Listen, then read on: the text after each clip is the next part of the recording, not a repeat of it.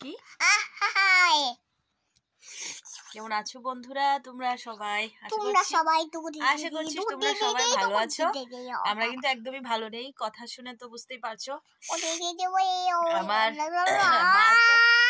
মা তো আজকে কয়েকদিন ধরে মানুষেরও প্রচন্ড কাশি হয়েছে, সঙ্গে জ্বর। মানে আমরা সবার ওয়েদার চেঞ্জের কারণে হয়তোবা এই শরীর খারাপটা সবারই হচ্ছে।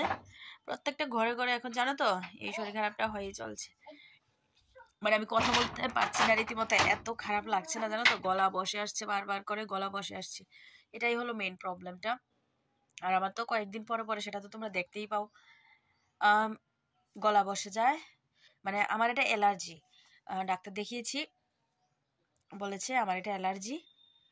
তো অ্যালার্জির কারণেই আমার জ্বরটাও চলে আসে, যার জন্য আমার গলার অবস্থা মানে খুবই খারাপ হয়ে যায়। তো এই জন্য কোনো একটা ওয়েদার চেঞ্জের সময়ই আমায় মানে ধরে বসে, এরকম আর কি একটা কথা। আর এই ওয়েদারে এই সিজনটার মধ্যে কিন্তু একদম সবার ঘরের মধ্যে মা অসুস্থ, আমি অসুস্থ, অংশের শরীর ভালো না। তারপর আবার মার তো কিছু করার নেই, মা তো মাই হয় বলো। মা আবার চলে গিয়েছে এখন বোনের বাড়িতে, কারণ বোনের শরীর খুব খারাপ। বোনেরও একা তো বাড়িতে, বোনের মেয়ের যেমন শরীর ভালো না, ওর তো বলবো কোনো একদিন, আমার সোনামণির কথা কোনো একদিন বলবো। আর এখন বোন বাড়িতে একা, ওরও মানে শরীর খুবই খারাপ।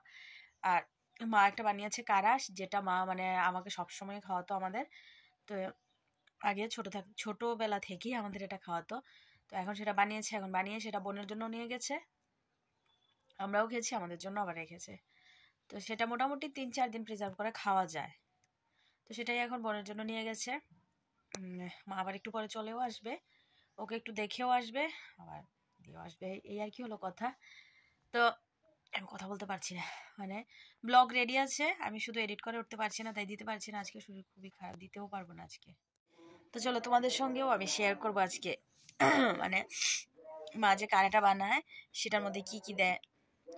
প্রথমত একদম ভালো ভালো কিছু পরিমাণ মানে জল নিয়ে নেবে, তো 1 লিটার নিলেও পারো।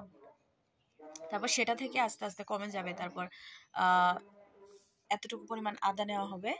তারপরে নিয়েছে কাঁচা হলুদ নিয়েছে, তারপর তেজপাতা, এলাচ, দারচিনি, লবঙ্গ, আর দিয়েছে তোমার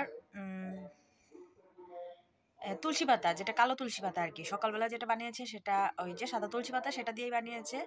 আর তারপর এখন যেটা বানিয়েছে সেটা হলো তোমার কালো তুলসী পাতা দিয়ে, যেটা নাকি সাদা তুলসী পাতা থেকেও ভালো। তো সেটা নিয়েছে। তো এগুলিকে ভালো করে থেতলানো করে তারপর জলটা যখন ফুটছিল তো সেই জলের মধ্যে দিয়ে দিয়েছে।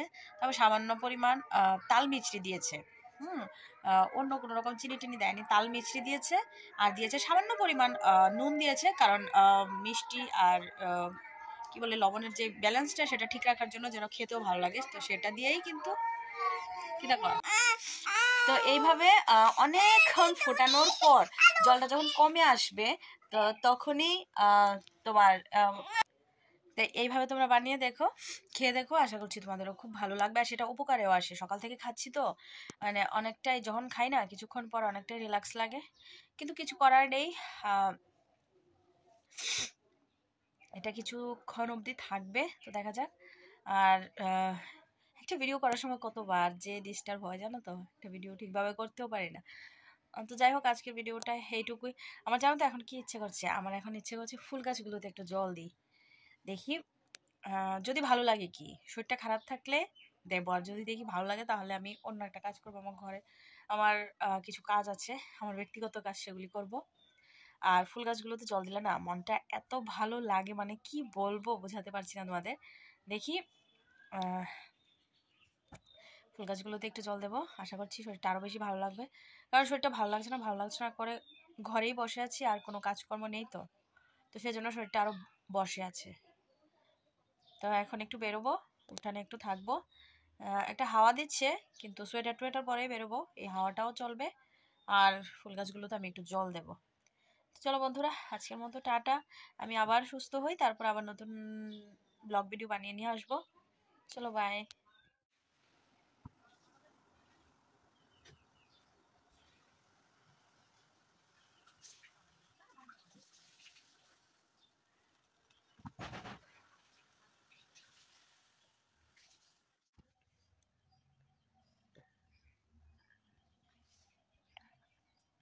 খাবো, হ্যাঁ গরম করো। সেটার জন্য আমি যে টিফিনটা বানাবো, এখানে আমি গাজরটা একদম কুড়িয়ে নিয়েছি। একটা গাজর নিয়েছি, ছোট সাইজের একটা গাজর।